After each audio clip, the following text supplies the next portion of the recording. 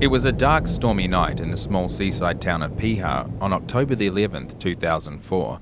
A couple walking their dog spots a naked woman standing alone under a streetlight, located near the black sand beach. The couple notice the woman behaving strangely and appears to be speaking to the light. Then she kneels down and kisses the ground. After that, the woman walks off towards the beach. Worried for the woman's safety, the couple follow her, and as they get closer to the beach, she has vanished. The stormy darkness and rolling crash of the waves is all that can be heard. This was the last time that Auckland model Iraena Asher was seen. This also marks the first widely publicised incident in a series of strange disappearances that surround the area of Piha in New Zealand.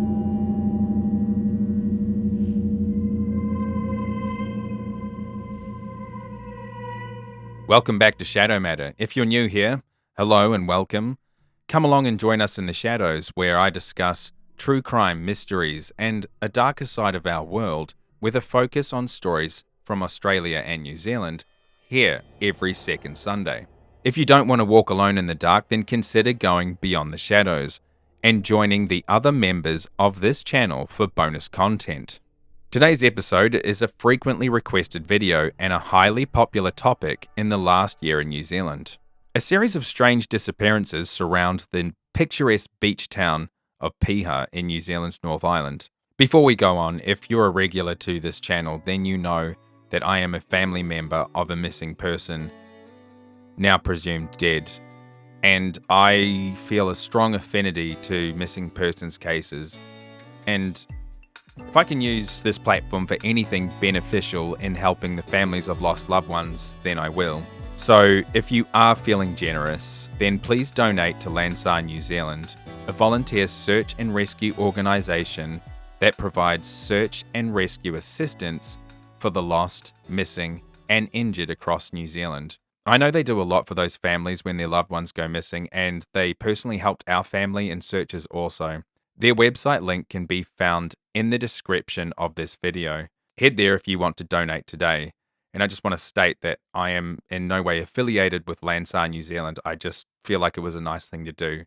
Located an hour away from Auckland and past the Waitakere Ranges National Park is the small seaside village known as Piha. Known for its black sand beach, strong surf, rugged scenery, and Maori carvings, it's a popular recreational destination for locals and residents of neighbouring cities like Auckland. Notorious for its strong rip currents that frequently shift without warning and have been known to take the lives of many swimmers and surfers despite the presence of two surf life-saving clubs. A famous TV show featuring these clubs appeared on New Zealand TV called Piha Rescue from 2003 to 2017. Aside from the unpredictable currents taking lives, it is also home to many unsolved disappearances. Beginning in 1992, a total of 6 people have mysteriously vanished on the black sand beaches of Piha and its surrounding areas. Some say that a serial killer is on the loose, others say it's because of supernatural forces that are prevalent in the indigenous folklore of the area. Or could it just be that they got lost in the aforementioned strong surf? Well, if so, then why have no bodies washed up on shore? So what happened to the missing 6 people? And what about the rumours of the lady hunts? No trace, no bodies, no answers, 6 missing. The first instance of this mystery begins in the early 1990s. In 1992, 18-year-old Quentin Godwin, known as Q to his mates, left his home in the West Auckland suburb of Titirangi on the afternoon of May 20. He was heading to his after-school job at a local supermarket, but he never showed up. Quentin was never seen by his family again. Police have long believed that Mr. Godwin left home and took his own life, but his mother thinks that is not the case. Godwin was known to be in a depressive state and was witnessed by his stepsister writing a note before he left the house. Shortly after that, he was seen with an expressionless look on his face by a family friend who called out to him but got no response. The police were notified of his disappearance the next day, and they came into possession of the alleged note. The opening line reads, quote, "I've made up my mind to rid myself of this world as I have failed to fit in. End quote. Godwin was described by family members as being mentally unstable with a possible bipolar diagnosis and had been taking lithium for a certain amount of time. A search was conducted by police, but Quentin was never found. Over 20 years of investigation led to a coronial inquest in 2014 that shed some more light on the possible outcome of Quentin's life. At the inquest, police spoke of another note that was found a week before he went missing that implied Godwin planned to end his own life. The same day, he hitchhiked to Piha and back, telling the driver on the return trip that he planned to throw himself off Lion Rock, but did not go through with it. His stepbrother also spoke at the inquest and talked about his mental health at the time. He also mentioned that he was probably dealing with some trauma caused by his time spent in a commune with his father. Quentin's parents split when he was young, and his father lived at the Center Point commune, which was founded by Bert Potter. The commune was notorious for its essay of children and ceased to exist in 2000. This obviously affected Quentin for some time and is a likely cause for his death. However, his mother refuses to believe this narrative. Sarah Godwin said until she saw evidence of her son's death, she would continue to hope that he is alive. Godwin was known to have a fear of deep water and sharks, and is believed by his family that Piha was not the spot he chose to end his life. Police said over the years various inquiries have been made to follow up leads passed on to police, including that he was married with a daughter and living in Bluff, and another one of him living in Ashburton with his pregnant girlfriend. However, none of these leads ever provided police with any evidence. Over 30 years have passed and the Godwin family are still without any answers. The mystery really begins to pick up with our next case in October of 2004. The strange and bizarre circumstances that led 25-year-old trainee teacher and model Iraena Asher to go missing has baffled investigators and her family for over 20 years. On the 10th of October 2004, Iraena Asher was 2 weeks out of a long-term relationship with her boyfriend, TVNZ editor Julian Dyson, when she met with her new boyfriend at her flat in Auckland, and the pair began drinking. Later that night, the pair went out for a drink at one bar before Iraena left to go home. The next morning, on the 11th of October, her new boyfriend and his mate decided they should head out to a house in Piha owned by the boyfriend's friend. They packed up and Iraena and the other two men left Asher's flat and drove to the Piha residence. Arriving at approximately 9 a.m. and unbeknown to the group, Iraena decides to walk 4 kilometers to the beach. A family of eyewitnesses describe seeing Asher on the beach, sitting on the sand and crying. They also state that she appeared to look, quote, spaced out. The family offered to give her a ride home. She was acting strangely and making odd comments about people keeping things from her. Iraena eventually returns to the house in Piha and is wet and covered in sand. Over the next few hours, Ms. Asher repeatedly took her clothes off and behaved seductively. The group at the house claimed she was drinking and smoking, and aside from taking cannabis, they denied giving her any other illicit substances. Eventually, Ms. Asher was put to bed on a couch, but about 10 minutes after everyone else went to bed, she walked out into the night. She made a distressing 111 call to New Zealand police at 9 p.m. In the phone conversation, Iraena tells the operator that she is afraid and that she needs the police. The operator then asks why she needs the police and that this is a number only to be used for emergencies. Iraena swears at the operator and states that it is an emergency. And she also goes on to describe feeling frightened by a man at the house in Piha and how she was feeling pressured to have sex. In 2 subsequent calls from the call center to Miss Asher, she tells the police she has been drugged. She is told that a taxi will come and get her and that the operator has no time to communicate with her any further. However, bizarrely, the taxi that the police send is sent to the wrong address in Onehunga, Auckland, an approximately 54-minute drive away from her location in Piha. Shortly after, Iraena was picked up by 2 Piha residents, Julia Woodhouse and Bobby Carroll. The pair found Ms. Asher wearing very little clothing except for Ugg boots and a sweatshirt. They offered to take Iraena home and sheltered her for a number of hours. In the time she was with the pair, they described her as distressed and anxious, and at times her behavior was very erratic. They thought she might be feeling the effects of a hallucinogen.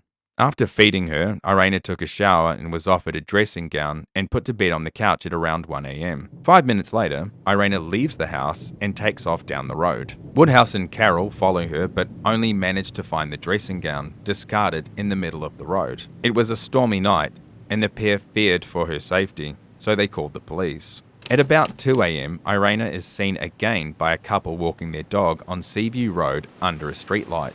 The couple described seeing Ms. Asher completely naked, kissing the ground, and appeared to be talking to the light, throwing her arms out wide in a ritualistic manner. The couple then saw Iraena walk towards the beach. Then she vanished. They followed Asher, turning on a torch to see if they could find her. Their dog ran down towards some rocks, but it was called back.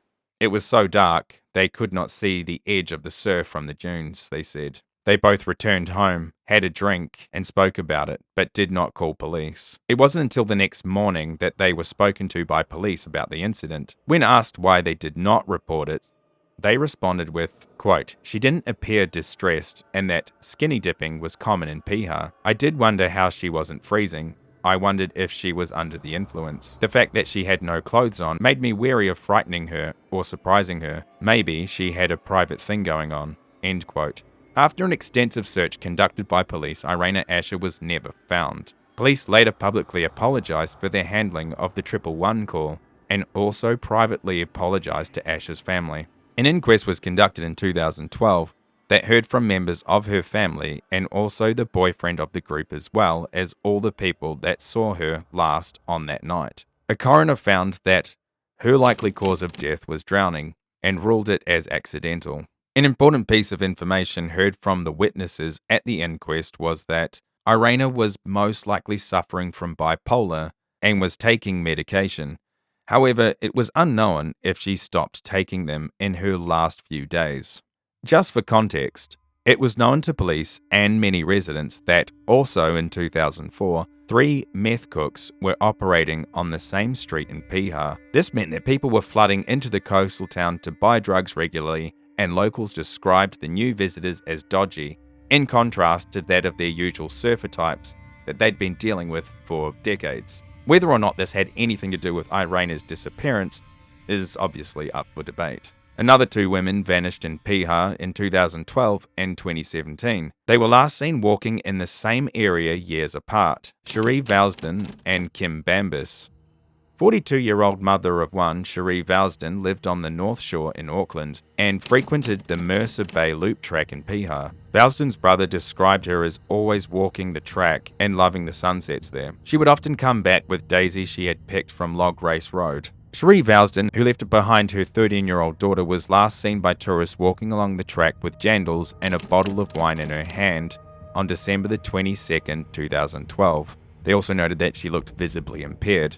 The track was known to her friends and family as her, quote, thinking spot. After weeks of searching, Vousden was never found. Her car was found unlocked in the same car park Kim Bambus's vehicle was found, both parked near the entrance of the track, also known as the Ahu Ahu track. Kim Bambus was a 21-year-old nurse who used the track for recreational running. On March the 24th, 2017, Kim Bambus told her flatmate she was heading out to Piha for a run, and she was never seen again. Kim was reported missing to police at 8 p.m. that night when her flatmates noticed she hadn't returned home and failed to find her in Piha. She was recorded on CCTV at a supermarket buying snacks, and her car was found at the entrance to the track. They found her phone inside the car and there was nothing to indicate where she had gone. Extensive searches and investigations failed to find any trace of the 2 women. Coroners ruled their deaths as falling from the cliffs and likely self-inflicted. However, their families are averse to those findings. Police state that a body in that water would likely have been swept out to sea. Surf lifesaving clubs differ in their thoughts on this, stating that in 100% of the drownings they find that a body will usually sink and after a couple of days it will fill with gas and float. The current will always take them back to shore. So where are they? 2 years later, Quentin Laurence Wu was last seen on March the 10th, 2019 on Sainsbury Road, St. Luke's, Auckland. His vehicle, a Hyundai Santa Fe, was found at the Piha Beach car park 2 days later, but Wu was nowhere to be found. and there has been no sign of him since. Laurence was originally from Guangzhou in China and was studying at the University of Auckland. Immediately after being notified of his disappearance, Wu's family flew from China to New Zealand to help with the search. They stated that it was very unusual for Laurence to leave and to not say anything to the family. Wu had broken up with his girlfriend shortly before he vanished, and she told his family he had indicated he was going to Piha to, quote, clear his mind. The Wu family also posted a $200,000 reward in a last-ditch attempt to find their son. A later coroner report found that, quote, the only likely explanation is that Laurence went into the ocean at Piha and drowned. It is not uncommon for bodies of people who drown in the ocean not to be recovered. Police have found no evidence to indicate that Laurence may have died at the hands of any other person.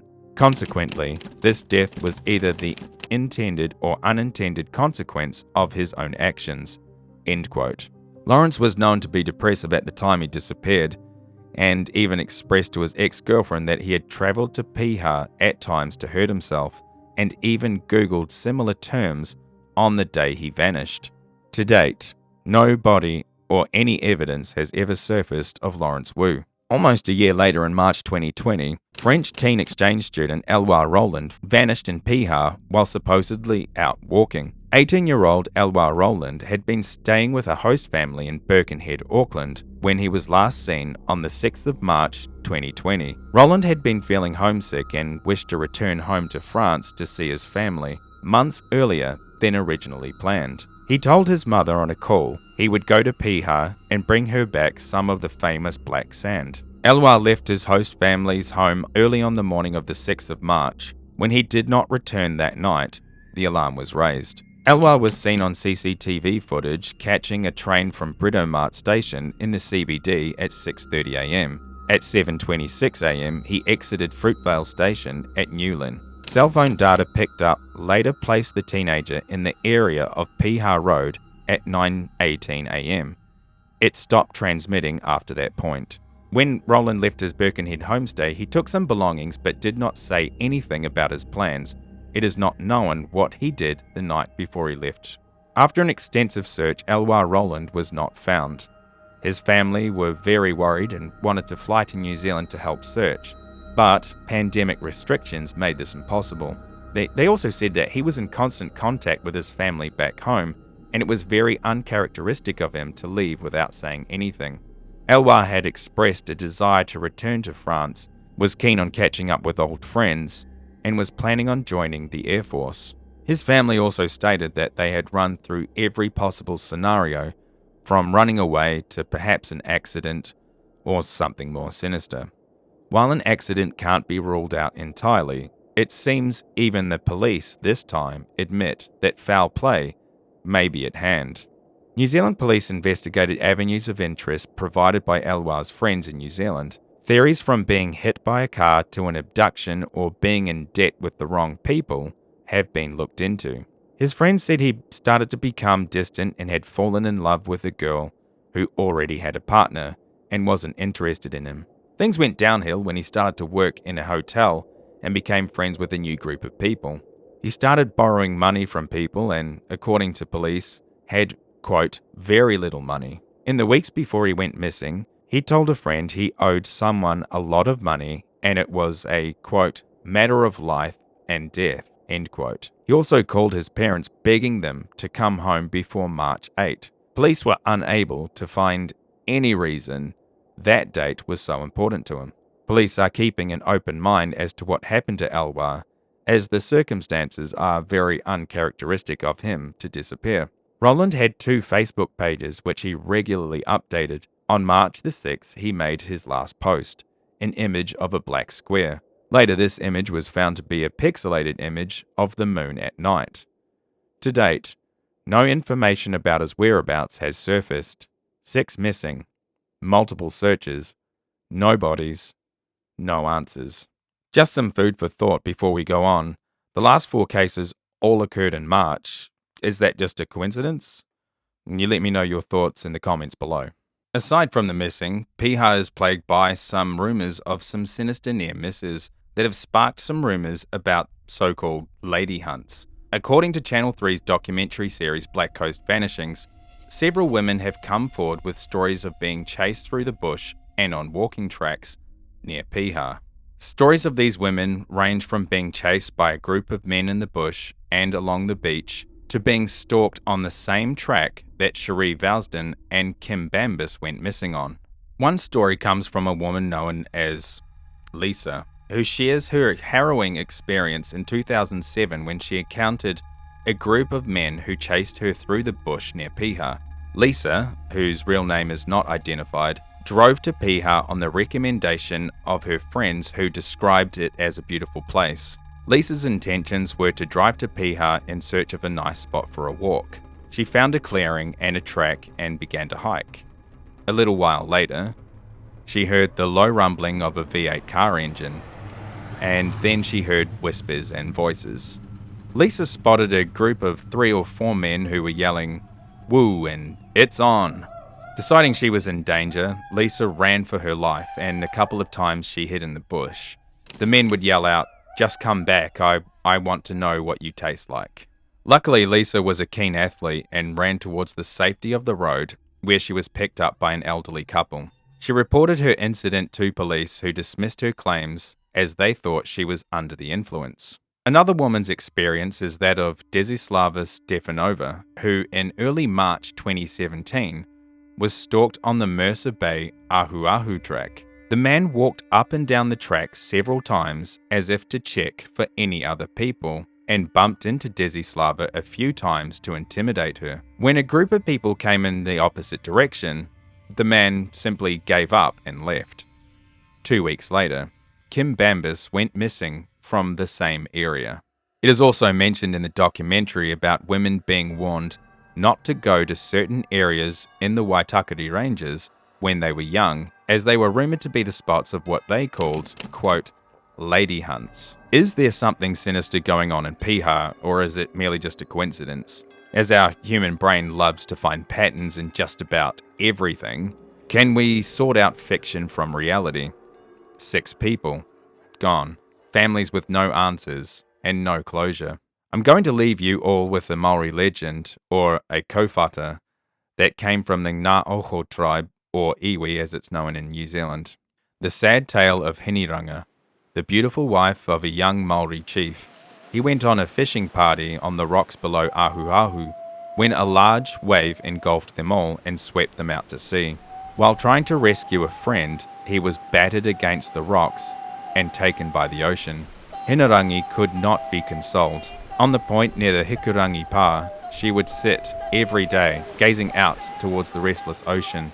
Thus she pined until one evening, her spirit also went westward over the golden pathway of Tane to join her lover. But even today, from a certain position on the cliffs, one can see her life-size figure sitting there gazing out to sea, a sculptured form carved by the restless elements of Tangaroa, the ocean god, and Hoauru, the west wind. And that is today's episode, The Mystery of the Missing 6 at Piha, New Zealand.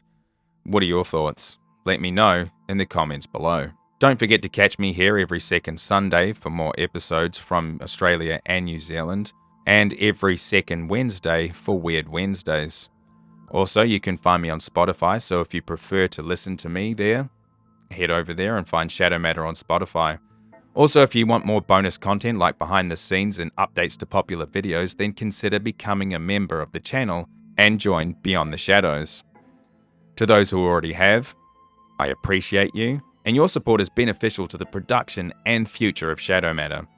And as always, if you like this video, don't forget to give it a thumbs up, subscribe if you want to see more content like this, and click that notifications bell to keep up to date with the latest videos. And together, we can explore the strange, the terrifying, the unknown, the Shadow Matter.